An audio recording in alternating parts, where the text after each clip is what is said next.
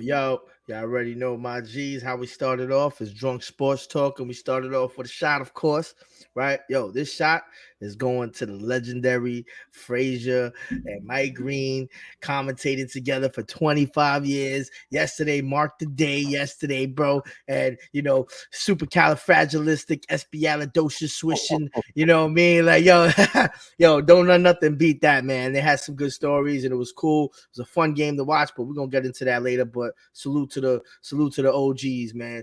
Yes. Salute. Shout out to the precocious neophytes, swishing and dishing. Your word. I love it. The nigga vocab is crazy. Sliding and driving. No, shit made me want to. I be reading and looking up words, man, but he be knowing some shit. I'm like, I don't even know how to spell that. He's a legend on the court and in the broadcast booth. And Mike Green as well. I loved Mike Green and Mark and Jeff together too. So that was Mike Green is a legend, man, and he's from New York. So we got to show love. Yonkers in the building. I want to welcome everyone back to Drunk Sports Talk, New York's new #1 sports talk show. We are the voice of the streets. Let me say that one more time. We are the voice of the streets. Don't get it twisted and stop biting our shit. But check this out. Allow me to reintroduce myself. It's your boy Cash. And as always, I got my ride or dies, New York's own, New York's finest, Ed Television, and my boy Q. What's popping, my brothers? What's goody, son? What's goody, fellas? Chilling, man. Everything good. Everything great. Great. How are you? Good, I'm not doing that great, man. I'm not gonna lie. I'm doing all right. I'm a little tired, but other than that, I'm right. I'm looking forward to this weekend. I tell you. I'm gonna tell you why I'm not doing so. I'm gonna tell you why I'm not doing so great, right? Because check this out. So, what did we talk about last week? We talked about when Julius Randle went down, right?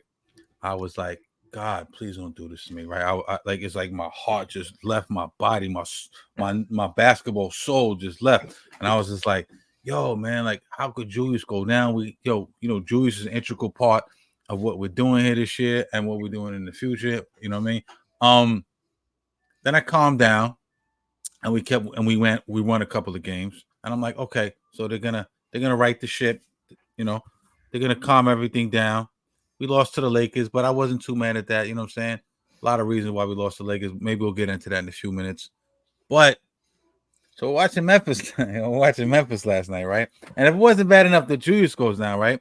We smacking Memphis all around because they're depleted. They're probably worsely, more depleted than we are. They're desecrated. Their starting lineup feels like 3 pros and like a bunch of high school players almost. So we smacking them around, right? 28. I think we up by as much as 28 points at one time. Little by little, Memphis starts to chip away at that lead, right? A bunch of different reasons. We had a little issues with depth. Big Ragu did his thing. I think we started to like feel ourselves a little bit. We let Memphis we stopped closing out that 3-point line. Memphis in the last couple minutes of the fourth quarter felt like they hit like 10 straight threes almost. It felt crazy. They did. But here's where I relived. It was like a deja vu moment. Here's where I relived last week's traumatization of my soul. You know what I'm saying? Jalen Brunson's driving down the court. Ankle buckles, bro. He go down. Who's holding that shit? We already got Julius out.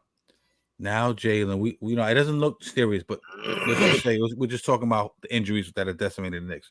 Julius, OG, Grimes, Mitchell Robinson, Jalen Brunson, Sims. Who am I missing? Anybody? That's enough. No, it doesn't even. Who gives a shit? You know what I mean? That's four. That's 4 of our starting lineup. Just and an X starter because Grimes was starting in the beginning of the season. You know what I'm saying? Yeah. Yo, so I'm like, this is crazy. Thank God we're getting ready to see the All-Star break. They're gonna need to rest up a little bit. The injury bug and the basketball gods have come down on the Knicks for whatever reason. You know what I'm saying? Like humble yourselves. Humble yourself. But we're still balling. We're still winning games. We're still maintaining, right? We pull the victory out. DiVincenzo hits a big shot down the stretch. We'll get into the post-game shit later. This is the question I want to propose to you guys today, because I'm not even going to take full credit to this. This Q came up with this.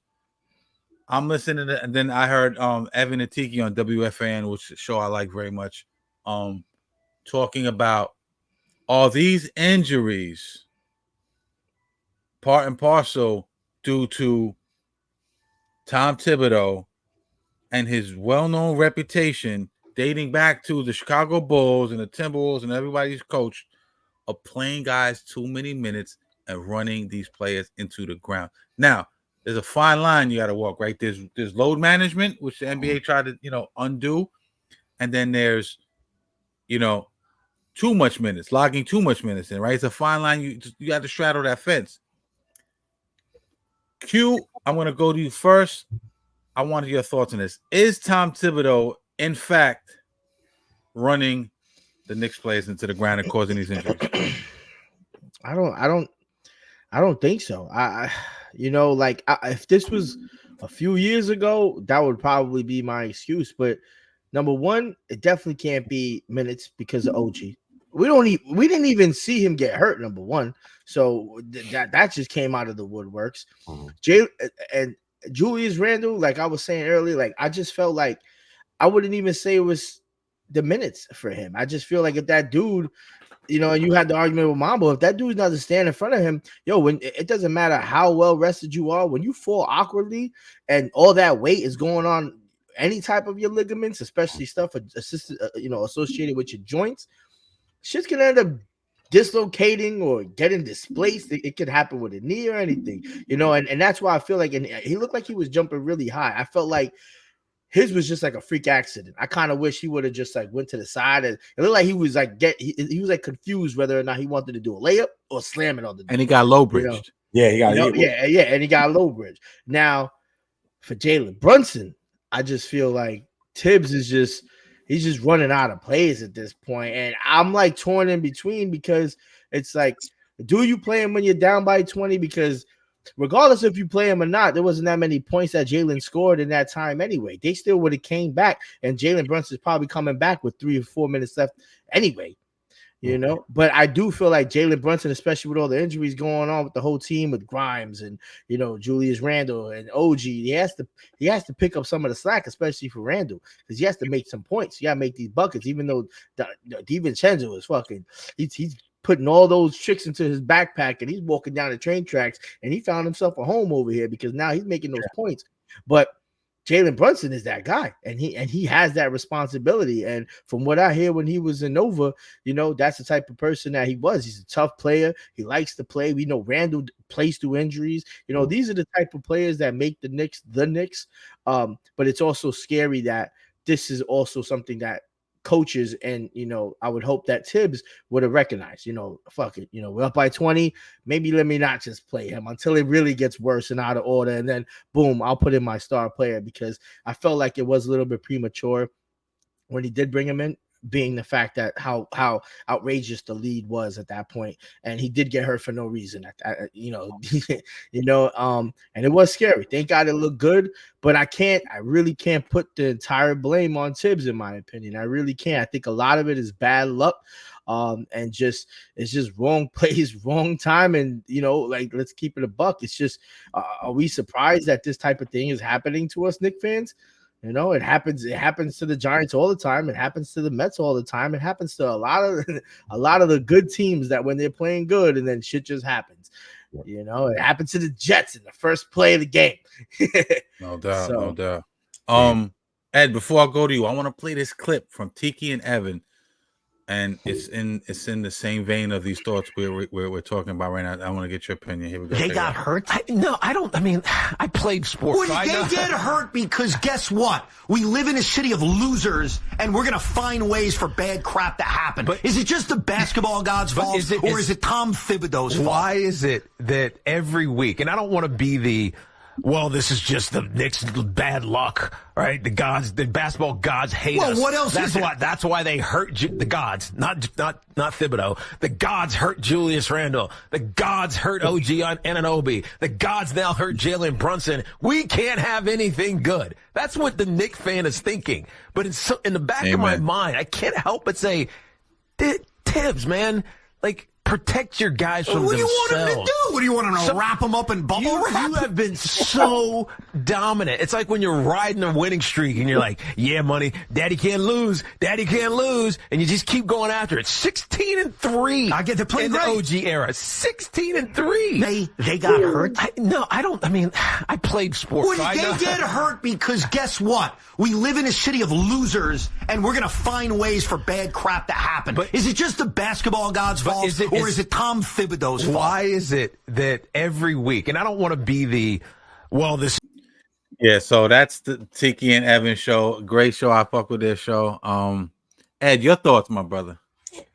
Well, I'm kind of in between because one thing I've been saying it for a while. This is like the year we got to watch Thibodeau, and Thibodeau is notorious for playing an 8-man rotation when there's like 14, 15 players on the team. Yeah, you know what I mean? He's known for averaging 8 guys all the time. Former players have come out and say that he has the habit of, only caring about winning above all, and like during practices, even like during back-to-back games, he like runs them down to the ground, like it gets him extremely tired. Taj has come out and said that, even though Taj has always been a dependable guy for him in every team he's coached for. Derrick Rose most recently compared his time with the Knicks and Bulls, even with the Timberwolves. Now that his time with Memphis, maybe because he's much more older, you know what I mean? So he's saying it's running more smoother for him.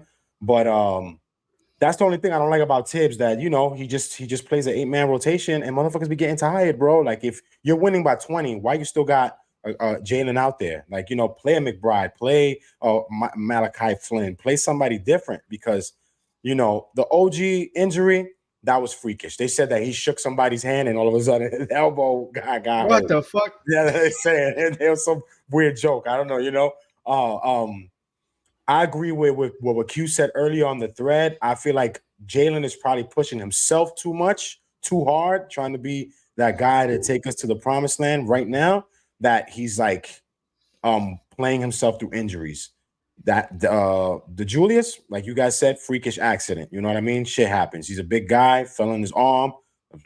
Thank God it didn't get worse. I don't know what's really going on with Grimes, with Sims. I don't know what's the extent of their injuries and stuff like that. But I like Thibodeau because he's a defensive mind, but he is notoriously known for running guys to the ground and like overplaying players. Like that's the only thing I don't like. So that's what I gotta say. I know that everybody been calling him out for years because of that. So you can see, I don't know if per se in this type of situation with the Knicks is going on. I think it's just a string of bad luck. You know what I mean? Even though I don't want to be that Knicks fan saying it's bad luck, but Tibbs, has a little fault to me, in my opinion, to it. I agree, and I think that when you're a kid, right? My mother used to tell me, "Don't get in a lot of trouble, man, because your reputation is gonna follow you around. Your reputation is gonna follow you around." And I never understood what that meant, but as you get older and you do bad shit, and niggas don't want to fuck with you. Oh, that nigga's a bad seed. Or when you go for a job and you got a record, they look at your record and they go, "Damn, we can't hire this guy. He has a record." Your reputation precedes you, right? So I believe it's a little bit of Tibbs actually running the players into the ground, a little bit of people, his reputation preceding him. So they're gonna say, "Oh, this happened. It must be Tibbs because this is, historically is what he's been known to do." And I think it's a little bit of misfortune, but maybe misfortune guided by Tibbs's hand, for lack of a better term. And I say that to say this: why, to me, Jalen Brunson didn't need to be in that game, bro. At all. You understand what I'm saying? I know they were coming back. I know they were, you want to secure the lead. And it sounds crazy to say, but you don't have to win every fucking game. You know what I'm saying? Especially a game like Memphis. Now, that sounds crazy to say. You do want to get as much wins as you possibly can. You want to go hot into the All-Star break, and those wins at the end of the year will depend on what your seeding is going to be. So that everyone don't get crazy and jump out the window in the comments. You know what I'm saying? But there's a fine line to straddle with that. You know what I'm saying? I want to put Jalen back in that game. You know what I'm saying? And like you said, Devo was the reason they kind of came back anyway. And then some nice plays from Precious Achua as well. Julius, they're up by 20. Was it 24? I think so. Against Miami. Yeah. with how many minutes? You remember how many minutes was left? I think it was like 7 minutes left. 7 something. Why is Randall in the fucking game? Now I know supposed to have the starters in the game, right? And the elite is never safe. But if I'm Tibbs, I pull Julius out, especially because Julius is such a workhorse. I pull Brunson out. I know we're lacking depth. I know with the Quickly and RJ leaving, we're definitely lacking depth. It's a gigantic, gaping, glaring hole at this point right now. Pause. And it's rearing the head more and more every day. You know what I'm saying? Yeah. We'll talk about. We're going to transition into the trade deadline in about 2 seconds. But I gotta say, it's a combination of both. Tibbs, you gotta calm the fuck down, my brother. Yeah. But you can't run these guys into the ground because come playoff time, right? It's gonna hurt us. You're gonna, you leave a guy in too long, he could get hurt. Season-ending injury. Mitchell Robinson, right? He's coming back, but it looked like it was a season-ending injury. Now that's no fault of Tibbs, but these injuries are gonna kill us in the playoffs. One last thing on that subject, man. This could possibly be somewhat of a blessing in disguise, right? Maybe the basketball gods, instead of cursing the Knicks, maybe they're actually trying to save. Right? I know where you're going with this, right? You know what I'm saying? Maybe Jalen Rose's ankle. Maybe he gets an extra week. You know what I'm saying? Going into gets a couple games. All-Star rolls around.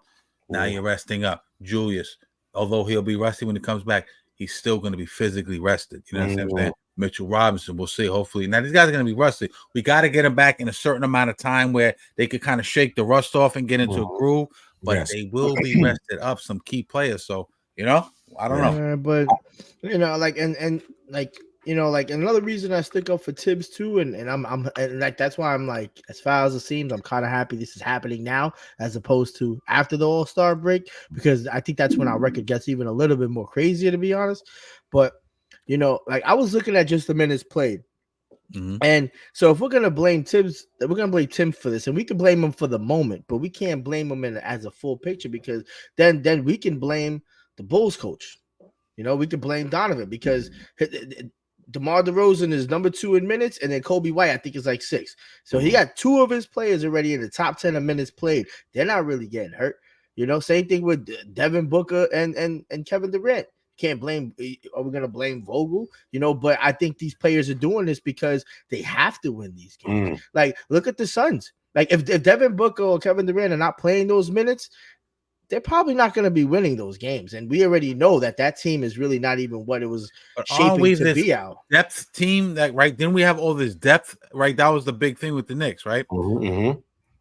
What's the point of having depth if you're going to run your fucking your 8-man rotation into the fucking ground? Exactly. The thing about Tibbs too, like I agree with you saying, Q, but like the reason why I guess Tibbs gets a bad rap, because look at the players he's had that never like really got better under Tibbs, like Luol Deng, Noah, even D Rose. D Rose never was himself after that injury. You know what I mean? And it's because he was Kurt Heinrich. Kurt Heinrich. Like the list goes on. Like like those 3 names, those are the 3 best guys he had on the Bulls. You know what I mean? Luol Deng was never the same after that injury, even when he went to the Lakers. Joakim Noah came to us. He was never the same after that injury he sustained his last year with the Bulls. As much as I love D Rose, he averaged 18 points with us his first time he got traded with us. He averaged 14 the second time around with us under Thibodeau, but he was running D Rose into the ground. And I know back then it's a different story. I get it. The personnel was different, but damn. I remember Luol Deng was like running the league in minutes like 4 or 5 years in a row when he was with the Bulls, like almost 39 minutes a game. That's why the dude is not around no more. Yeah, I just I just feel like Tibbs is feeling like his back is against the wall at this point, especially all his players gone. Like he probably knows he made a coaching mistake, but we can't blame him everything neither, because Derrick Rose was 24 when he hurt his knee. He was like 23. Somebody got to take the blame. Somebody got to pay. Yeah. I can't blame Tibbs on a 23-year-old, 3 years in the league for getting hurt. I don't care if you playing every fucking game, man, because they were even talking about Michael Jordan. Michael Jordan didn't miss a game for 80-some years. Everyone's not built the same, brother. Everyone's not built the same. No, and I agree. It's just, and it's something that he has to work on. It's just the depth when he had those players, and that's why I think they need to hurry up and move. And we got $18 million sitting on the bench doing nothing. And we got to hurry up and get rid of Fournier, man. He's just wasting a seat, just sitting there. Making it warm for the next guy coming through. They had a study recently, right? Because like I said, when like we opened up the show, two extremes, right? Two ends of the spectrum. We had the load management, like they call it the load management crisis. And you got guys like Tibbs running the guys into the ground. But for years, people thought that the load management and player maintenance, if you will, benefited them in the long run. But recently, I don't know if it's the NBA like kind of like pushing the narrative in the way they want, but they recently came out and said that load management does not. In fact, scientists and doctors have said load management, orthopedic doctors and all this crazy shit, physiologists and all that, say that it doesn't really matter if you load manage a guy. It doesn't make a difference. You know what I'm saying? If you sit him, it doesn't prevent nor cause injury. I find that hard to believe because I feel like when you're fatigued, especially as a person who used to be an athlete, when you're fatigued, you start overcompensating on certain muscles, and then you can cause it's like a bunch of different things. But listen, I'm not going to kill Tibbs. Tibbs changed the culture here. He did. I respect what Tibbs is doing. His guys play hard for him. They fuck with him. They love him. Yes. But we ran out of gas. I feel like a couple years against Miami. I don't want that to happen this year. Yeah. And there's no denying that we are decimated with injuries. When you look at the starting lineup last night, I'm like, this doesn't look like a fucking championship team. Was it like Precious Achua, the big Ragu? It was Jalen, and Hartenstein and Josh Hart, right? No respect to those guys, but that don't scream championship when you look at it. The optics on that, right? Yeah. But, but shout out to Thibodeau, because one thing I do admire that he's changed, that he improved in his coaching career, is that he's playing young guys now. Like that was very big when he came over to the Knicks. It's like, is he going to play his young guys? And he's been playing the young guys a lot, and you can see that they're developing, because look at McBride. I think they forced him to do that though. They forced his hand. I feel like they forced his hand too, but he could have had the final say, like, no, I'm not gonna, and he chose to accept it and let him play the role. He might have stunted Obi's development. I don't know, but I mean, look at Obi over there though. Is Obi? I feel like the Pacers are stunting his growth too, because look, they got Siakam. Same position. Maybe that's just the truth about Obi. You know what I'm saying? Maybe that's just the cold hard facts. Are they stunting his growth, or they just nobody really believes him to be a starter? Yeah, true that. But listen, there's no denying that we need bench help. That's 100%. That's a fact. We need another bucket getter. Everyone seems to think in that 10 degree we're not going to get a big fish. We're going to leave that. We're going to try to hold on to all the number ones, and we'll do business in the off season. We'll wheel and deal, and we'll Leon Rose and them dudes will do what they do. But we can't hold off on some help coming off that bench. Like I said, quickly leaving and going up to Toronto. Big hole. It's bigger than ever. Pause.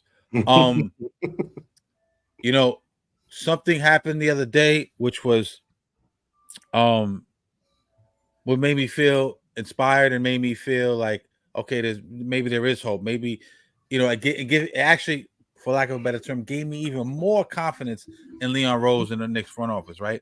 We talked about this early. One of our first episodes was the Rich Paul, Leon Rose, CAA, Klutch Sports, Knicks entanglement, if you will, right? Yeah, our first episode. Exactly. Rich Paul popped out in New York the other day, pulled up to wherever their office is, the Knicks office, and they squashed the beef, for lack of a better term, right? Now, what the beef is, who knows? We everyone speculated, but we know that's a good deal, because we are trying to get players, and some of these players we're trying to get are, in fact, Klutch clients, right? Oh yeah, at least 3 of them that we're trying to get. Right. The deadline is tomorrow, right? You see the lower third: Malcolm Brogdon, Jordan Clarkson. Those are my 2. I would go Brogdon 1, Clarkson 2, and Bruce Brown, a bunch of different players. Ed, I'll go to you first this time. What are we going to do tomorrow, if anything at all? Well, tomorrow is a big crucial day. I think one of the big crucial days for the Knicks in a long time for them, since like the whole Melo trade. Mm-hmm. You know what I mean? The Knicks are in the best scenario right now to propel themselves to a championship contender. Like, fuck Eastern Conference Final. I'm talking about marching to the finals and probably winning it all. You guys are saying it best. We need either another starting shooting guard or we need a bench player that when Jalen and Julius are out the game, that he could take us and push us to the promised land. You know what I mean? The 4 guys I know that they're looking at now that they're saying that they're really looking at hard, no homo pause, is Jordan Clarkson, Kelly Olynyk, PJ Washington, and Bruce Brown. Bruce Brown, like I said a couple episodes ago, We're going to be the New York Toronto Raptors by the end of the fucking season. Exactly. You know what I mean? We're ready for Villanova Knicks. The New York Toronto / Villanova Knicks. You know what I mean? So it's like, I don't like that to force another trade with the Raptors. Even though Bruce Brown would help on the defensive end, but he's another Josh Hart for us. So I don't feel like 2 Josh Harts on the team is not going to really be like, oh yeah, this is a championship team. I agree 100%. You know what I mean? One guy that I know Q posted up on our thread the other day, and we've been talking about him for a while, is DeJounte Murray. He's a guy that they're really like teetering, like, are they going to get him? Are they fucking with us with these rumors? I think he'll be a key guy to take us over the hump. Like you guys been saying, you put the big Ragu on the bench again. You send him back to the bench because he's been balling. You know what I mean? He's been our second best option since Julius. You know, he's averaging what? He's averaging 27.8 since Julius been gone these last 5 games. So if you add a Murray, I think that will put us over the hump. If you add a Brogdon, I feel like that will put us over the hump. Jordan Clarkson, not a great defensive guy, streaky shooter, but he can help get us over the hump. I even like PJ Washington. He's a backup power forward that we could have used from the beginning of the season. One guy that's still out there that I've been talking about a lot. A lot of people have been calling me crazy, but I still say the Knicks, you know, to get him on the fly, Kevin Porter Jr. He's just there in free agency, just sitting there. He'll be a great backup point guard for us too, just for the time being. You know what I mean? So I feel like the Knicks need to pull the trigger if they want to like propel themselves into, you know, that conversation. Like, yo, we a championship team. Ain't nobody fucking with us. Q, before you go, hold on. I'm gonna play this clip. You know I like to play these clips. I got clips for days. I got this is a clip. I'm gonna take I stole it from the nigga that be stealing shit from us. Knicks Fan TV. Oh, I said it. Yo, check it out. Yeah, clip that. You know what I mean? But they had Stephen Bondi the other day, Knicks beat reporter, very insightful guy. I want to play this clip. Is kind of talking about the Leon Rose, Rich Paul things and what could come out of that. And then respond to that, Q, and then give me your thoughts on what we're gonna do tomorrow. Between those 2 factions. Okay, so I don't want to, you know, I know I've heard different things. I don't want to speculate too much because, you know, if I say something on your show, it's widely viewed. People just assume it's fact. So I'm not going to go crazy about what happened and how we got to the point of the rift. I do know what was happening before they pieced it up had nothing to do with, you know, I know that Rich Paul was working with Leon and CA when they both had LeBron, and people just assume this is some petty stuff from back then. That's not what this is about. From my understanding, it was about more recent dealings. Now, I can't get into specifics about what happened and what caused the rift there. But if you just look at the facts, like you just look at Rich Paul's recent clients with the Knicks, when Leon Rose took over, he had Mitchell Robinson. Mitchell Robinson left Klutch soon after Leon took over.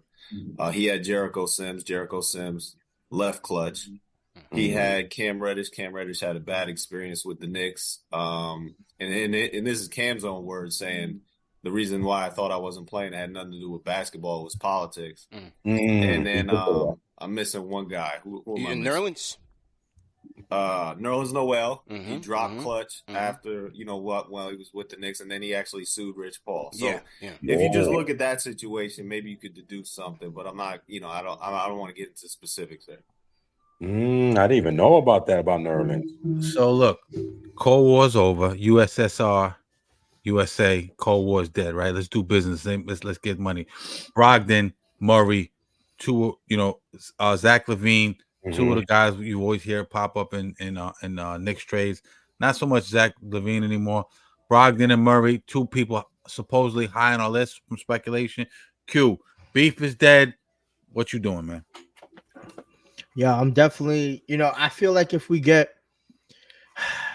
I think if we get, personally, I would get Brogdon, and I'll tell you why. Because I feel like if we get DeJounte Murray, I feel like we wouldn't get. I don't think we're gonna go after Donovan Mitchell. I think we'll probably end up going after another big. I think because he's still young. Need, actually, you're right. Yeah, I feel like he's still young, but I'll take Malcolm Brogdon. He's 31. He's 6'4", 230 pounds. He can play both ends of the ball. He could give us a solid 15. Pretty sure next year or two, coming off the bench or whatever. I don't feel like that's gonna be a hard transition for him. And he can create his own shot. And he can create his own shot. And I feel like he's going to be more helpful to us right now and in the future because of that depth aspect. Yes. Like if we get DeJounte right now, we have a dope starting lineup on paper, but we're not going to really improve. Now next year we could probably end up getting Donovan Mitchell, or probably if we get Brogdon, or we get another big man, which I definitely think we're going to need, because I don't think Hartenstein is going to stay here, and we always have to worry about Mitchell Robinson getting hurt. So that we definitely need another big, and who, to be honest, in the next 2-3 years, like it's almost becoming a common factor of Julius Randle. Like I see them even going after another power forward in the next 2 years, 2-3 years, because we have to monitor. We always said we have to monitor how Julius Randle is playing this year. And he's been playing good ball, but that's not always it. And it's the same thing with like Embiid. We always have to make sure that they're healthy for us, because if you're the most important player or one of the most important players, and you're not there to be able to play, you're hurting us more than benefiting us. But but like I said, I think we should go after Brogdon. I like him better. Jordan Clarkson's cool too, and I like him too. I like, but they're both about the same age. And I know Jordan Clarkson increased his shot. I just like his game a little bit better. Like he's Clarkson's game? Yeah, just slightly. But I like Brogdon's game a little bit better, but I'm not mad at you. My bad. You go ahead. I like Brogdon too a little bit better, because say for instance, like the basketball gods do sideline Jalen. If we got Brogdon, he can slide in the starting lineup and help us as a starter too. We'll be depleted in the bench area, but he can slide in as a starter and help us out too. Until McBride is fully developed. Exactly. And he can help me. He can help. I mean, this guy was a former rookie of the year. And, he beat out the guy we thought, like I always say, last year should have been the sixth man in IQ, and he won it. So that's a big plus if we get a six-man former rookie of the year on our bench that could probably start. I like that Clarkson wants to be a Nick, I believe. He wants to. And I like that he has a little bit of length at that guard spot. You know what I'm saying? Kind of got that BI frame, pause. Yeah. I don't think DeJounte Murray is going to happen. I go back and forth on that, because on one hand, he's a two-way player. Those are invaluable. You know what I'm saying? Imagine him and OG Anunoby, right, and Mitchell Robinson all in the starting lineup, and that's your defense and offense, right? That's one thing too. That's great, right? But then his production has gone down a little bit. I believe it's his usage rate. Him and Trey having to share the ball. I shoot, you shoot, your turn, my turn. Does that change much with? Because Brunson's very ball dominant at this point. You know what I'm saying? His usage rate's got to be through the roof. And I don't have it in front of me. You know what I'm saying? What's a plus about Trey? And I think Trey, maybe if we don't see him at if DeJounte Murray, I don't think it's off the table if we don't get him at the deadline. I think that could still be something explored in the summertime. I don't know. I don't think he's going to go to the Lakers, because D'Angelo Russell is starting the ball. Like a couple of weeks ago, D'Angelo Russell was on the trade block. Oh, yeah. Now he's starting the ball. He's averaging 24 points in his last, 10 games or some crazy 12 games. Crazy. So I don't know if he's a trade piece anymore. I don't know if DeJounte. I don't know. I think the Lakers stay put. So I think that piece kind of came off the table. I think we possibly could get him. I don't think we want to give up a number one for him. You know what I'm saying? The expiring deal and like a number two probably, because I think we want to keep those number ones. But then again, he is a big piece. But I say that to say this: DeJounte Murray, I'm worried about the fit in terms of usage rate. and ball dominance. You know what I'm saying? Same time, I'm like, damn, like two-way player thing, like right up Tibbs' alley. So I don't know, but I think our best bet is Brogdon or Clarkson off the bench, and you're hearing more and more Alec Burke. Yes, coming up. You know what I'm saying? And he's a former Knick. You know, played under the system. We played under the system. I'm not super mad at that, but I kind of want something a little more sexy. I want a little, you know what I mean? I want a toy. Boy, you know what I mean? One thing I like about if we do wind up getting the DeJounte Murray, in an article that I read, it said that him coming to the Knicks, would like give us another ball handler, give us another guy who could score a bucket at the end of the game, but he could like come back to his defensive prowess that he had in the Spurs. He's not really doing the whole defensive thing over here in Atlanta. He kind of took a step back, you know. And I feel like if he comes to this system and starts playing defense again, he could be that guy that averaged a 1.2 steals a game. You know, almost becoming an all-star his last 2 years with the Spurs. If we get that DeJounte Murray, ain't nobody gonna fuck with us, man. I think we can get both of them. I think we could get. I don't think it's gonna happen, but theoretically, I think a Brogdon off the bench. Imagine a Brogdon off the bench and a DeJounte Murray. A lot of people don't like the DeJounte Murray move. You know what I'm saying? Again, with the ball dominance thing, the one plus about him is he has a couple of years left on his deal, as opposed to DeMar DeRozan, which I like. A lot of people don't like the DeMar DeRozan move, but I think DeMar's an expiring deal at the end of this year, right? I believe. Yes. So he's going to be looking for a bag. He's not it's not a viable trade piece. Let's say we got DeJounte Murray as opposed to DeRozan, and the fit's not really working out with him and Brunson and Julius, and there's not enough basketballs to go around. And now Devo wants the ball a little bit, and there's a lot of the Knicks. We went from not a lot of shooters to a bunch of fucking shooters. So, you have 2 or 3 years left on his deal. Now that's a big trade chip, because remember when Kevin Durant had a falling out with the Nets with the whole Kyrie thing.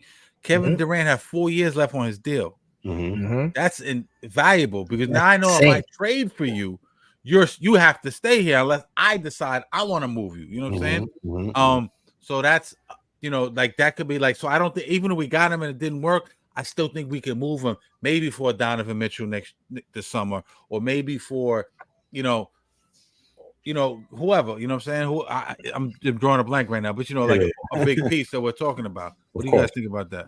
I think everything you said would be perfect. You know what I mean? Like in a perfect world, it'll go that way. And I love that. I love that scenario. That'd be great if we could add like a DeJounte Murray now and then get something, or even if we get a Brogdon now and add a DeJounte Murray in the summer, a PJ Washington in the summer, something that we need, to help us get to the promised land, man. I just wanted to go to the promised land. I wanted to win a fucking chip. Word up.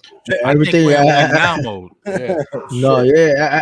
Everything was lined up, but I don't know, man. It's like I feel like, I understand. Like they say, patience is a virtue, and the Knicks right now organization have too much of it right now, and they killing us. And they killing us right now because we want to hear what they're gonna do, but they have till tomorrow, 8:00 or whatever. This is like Christmas Eve right now. This feels like Christmas Eve. PM.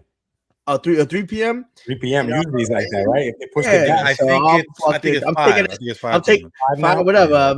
I'm taking a shot at 4:30. Then I'm taking a shot at 4:30 tomorrow. All right,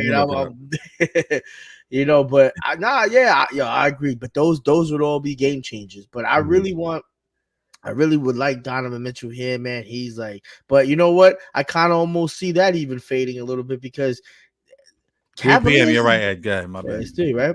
Yeah. So I'm taking a shot at 2:30. Whoever want to join me, join me. I'll make a quick short tomorrow. I'm taking a shot if we get something. Other than that, I'm breaking some fucking monitors in my house. I'm gonna bring Nico Holick. But you know what's got me worried a little bit too is because, well, not even worried, because I feel like we're still a great team even if we're healthy. And I just got into an argument with the 76ers fan the other day. Not even an argument, but a little dispute. And I'm like, the Knicks healthy is one of the best teams in the NBA, and they're definitely the second best team in the Eastern Conference. I don't care what anybody says, and it's almost to the point where if they're all healthy, I think they could even be better than the Celtics. I'm not even worried about the Celtics. If they're all healthy and gelling the way they are right now, I don't think anybody can stop us because they I feel like move the the ball Bucks very well. I say that much. They have. I was watching it last night. They have great ball movement. Yes. And I think a lot of that. When's the last time we said the Knicks have great ball movement? What's the last time? Like this team is just wonderful to watch, bro. I'm sorry to cut that off. Nah, it's crazy because, and that's what I was gonna say about Jalen Brunson too, because Jalen Brunson, like, he doesn't get a shitload of assists. Let's keep it about. He maybe like 8 or 9, whatever, 7 a game. But you know what he does do? He facilitates it to somebody, and that next person is passing it to the open man. You know, like, you don't always need to have the assist to start it off. You know, but they're just moving that ball and him finding that open man to find another open man to take that shot and make that three. Yeah, or find that man cut into the hoop. That's the whole point of fundamental basketball. And that's what the Knicks have, and that's what they do so well. That's why we're still in these games with a depleted team. Like, we really don't have nobody right now, and we should have beat the Lakers, but we beat ourselves. You know, and you know, and this can go, and this just goes to show, like, if we're a healthy Knicks team and we have everybody, and everybody's playing healthy, and everybody's just playing well, bro. I would love anybody to tell us who's going to stop us. Please. Like, because I feel like it's going to be very hard. Now, will things change next year? Obviously, maybe roster changes might happen. We might need another big man, whatever. But, like, as of this year, if we had a whole healthy team this year, I think we would have had first place at this point a long time ago. You know? Let me ask you this, Ed. You know, there were question marks about the backup 4 spot, you know, after Obi left last year and kind of throughout the, you know, Hartenstein is kind of like, you know, kind of like a hybrid-ish, but he's more of a center. Precious Achiuwa, who I was kind of down on, stepping up. He's stepping up. What do you think about Precious Achiuwa? You think he can be the viable backup 4, you know, moving forward? I like Precious Achiuwa, the energy that he's bringing now. Yeah, I'll talk about him now. I don't know about moving forward because you can see his offensive game, his footwork is not like really there. But since Julius been down, he has been playing very high IQ basketball for the Knicks. You know, a couple of bonehead moves in the Laker game, but I get it. You're guarding LeBron. You're gonna wind up like doing some stupid shit because I feel like some of the guys are like starstruck sometimes still when they play LeBron. But he has been playing very big minutes. He's averaging 13.2, 7 rebounds, 1.4 steals, and 1.4 blocks per game in these last 5 games without replacing Juju. So I feel like he's been very key right now. Like, I see why they traded for him. You know what I mean? Like, he's been playing good. So I like him for now. But for the bigger picture, if we could get like a guy, like if we could probably a guy like, you know, the guy that they're looking at now, PJ Washington, 6'10", could rebound, could score, a high field goal percentage, could play some D. I feel like he'll fit well. I feel like they should lean that way. But for right now, shout out to Precious Achiuwa. He's playing fabulous basketball right now. As for the future, like I said, I'm not sure. I think they should probably go on another roster, and that'll fit us better. I heard Keldon Johnson too. I've been hearing that name first. Yeah. That kid is good. I've been hearing that name too. Yeah, like I wouldn't mind Keldon Johnson, like, as a, you know, come in and back up Julius and shit. Because we don't know what we don't know. They're so clandestine in the Knicks front office. We don't know. They don't tell you what's going on. We don't know how bad Julius is. We don't know. We still haven't heard shit from Brunson. They keep it very close to the vest. That's the Leon Rose effect. You know how he's like the media. So he's gaslighting. He's gaslighting. Yeah. Well, at least they did announce, and I sent it to the chat. You know, like, they did announce a few hours ago that Mitchell Robinson is actually going to be doing on-court activities after the All-Star break. So, you know, that's something to look for. At least we know that timeline is realistic. What about Mitchell is that he's not a predominant. He doesn't shoot the ball well. He doesn't have a lot of post moves. You know, Mitchell's like a defensive and rebounding presence. So I think you could shake the rust off that a little bit faster. You still got to be able to, you know, get your strength up, you know what I'm saying, and everything. But it's different as you're coming in and you haven't dribbled a rock in 3 months and you're a shooter, or you're a point guard. You takes a hot second to shake the ring rust off, so to speak. But that's key that you guys are talking about Mitch, because I'm torn right now with Mitch and Hartenstein. I feel like the Knicks this offseason gotta give Hartenstein. They gotta give that kid a bag. You know what I mean?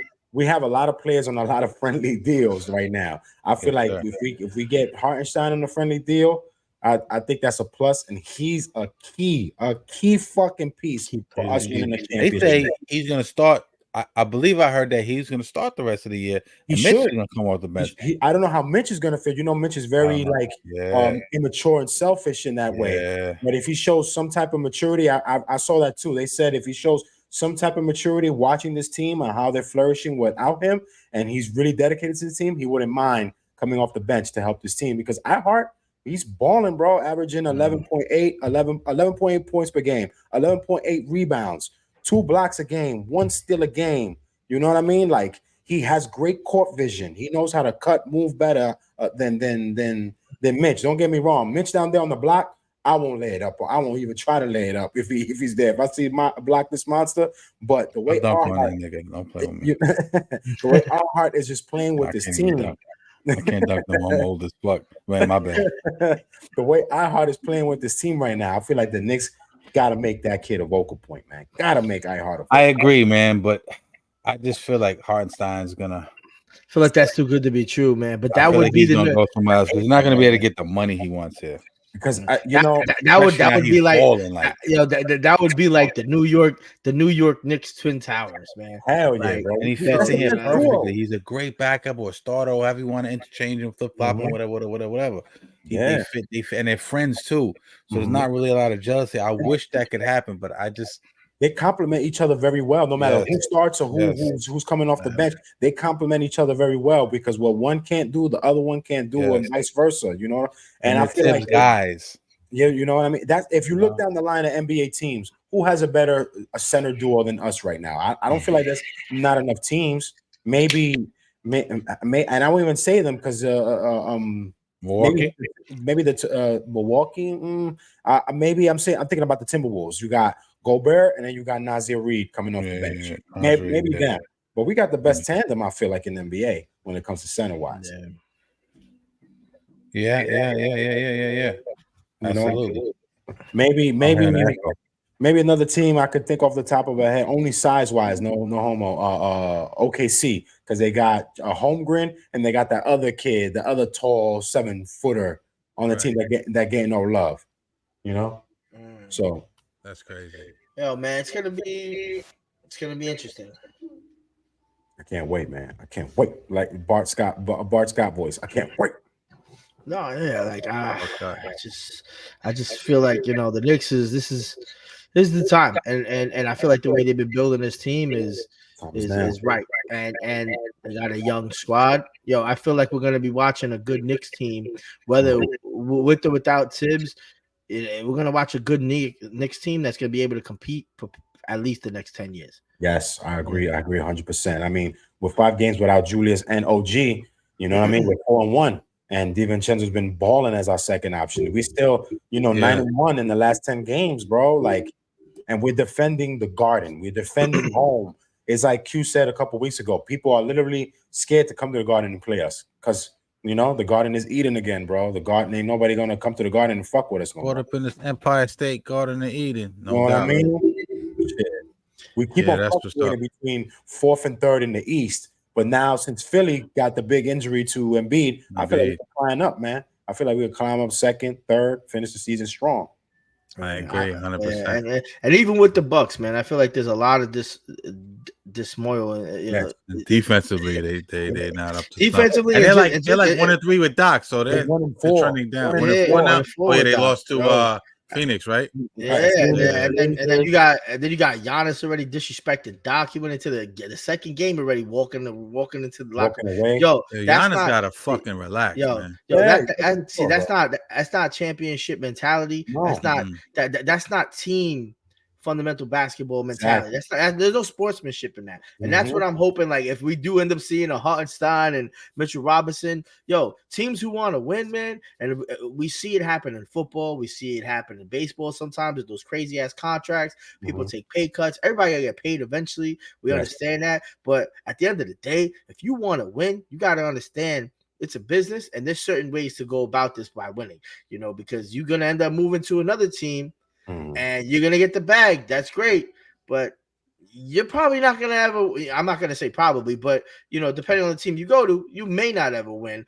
depending on the situation that you were in on the prior team, just to take in a little bit less money and knowing that you were in a better situation in a city that shows you love. Because if you, just think about it. If you playing at Madison Square Garden, you playing in New York City, you're gonna get paid from the Knicks regardless. You might not, you might get a little bit more in other states, obviously, in other teams, but ain't nobody gonna show you love like they do in New York City. You don't have the ability to make this whole state is one of the most money-making states in the world. You know what I mean? If you can't come out here and make a lot of money too, them taxes, boy. And that's why people don't like coming here. Hell yeah. You know what I mean? One thing I'm loving about this Knicks team though is that I read too that this is like the 5th best Knicks team of all time in by the simple rating system, so that means a lot. Like, they're behind to the 2 teams that won the championship, the team of the 94 team that lost in the finals, and the 93 team that the 94 team that lost in the finals to Houston, and the 93 team that lost in the conference finals to the Bulls. And then it's this Knicks team by the simple rating system. That means a lot. Like, you talking about television ratings? No, by the simple the television rating. Yeah, the simple rating system is like one of the best teams that they got right now. Like, this team is gravitating everybody together. It's like last week, you see everybody wearing orange and blue again. It's orange and blue skies. It's something about this team. I don't know that they knocking at the door. They have resiliency. They have toughness. They feel like a New York, like we said with Chris Shaw. This just feels like a true New York team. True York team. You know what I'm saying? With Jalen Brunson. Jalen Brunson has captivated this city again. Yeah. And his father played with us for a couple of years. He probably lived out here for a while. You know what I mean? Another thing I love too is that he got 2 of his boys riding with him, so they know each other's game. That's crucial too. You got the 3. We make fun of the Villanova Knicks, but they know each other's game, so you can see that they're finding themselves. Why you think Vincenzo's been all of a sudden becoming the second best option? Because him and Brunson know each other's game, and Josh Hart knows how to find them for those wide open threes. I'm just really loving the way this team is playing, bro. Like, this team gotta fucking win a chip, bro. Yo, Ed, I just gotta correct you though. It's the New York Villanova Raptor Knicks. Wildcats. The New York Villanova Wildcats Raptors. Crazy, son. Crazy, so we're gonna see what happens tomorrow, man. It's very exciting, man. I wish we could jump on tomorrow. Pause. I wish we could jump on tomorrow. We'll jump on Friday. Pause. And we'll definitely give you our thoughts. I'm excited, man, and this is, like I said, this is like Christmas Eve. We're gonna wake up tomorrow, and we're gonna see. Hopefully we wake up to some Twitter news. You know what I'm saying? And we'll be happy, and we'll progress forward, man. But I think last couple of words. I think big picture, Leon Rose and them are handling it well, so I won't be very disappointed, because look at the last couple of drafts. We talked about this in our thread. Last couple of trade deadlines. Who was last year? We got Josh Hart, and then we had the best team post All-Star break, right? With that, and Josh Hart, but not a big sexy player, but a valuable piece, but a great fit. Great. The year before, Cam Reddish, right?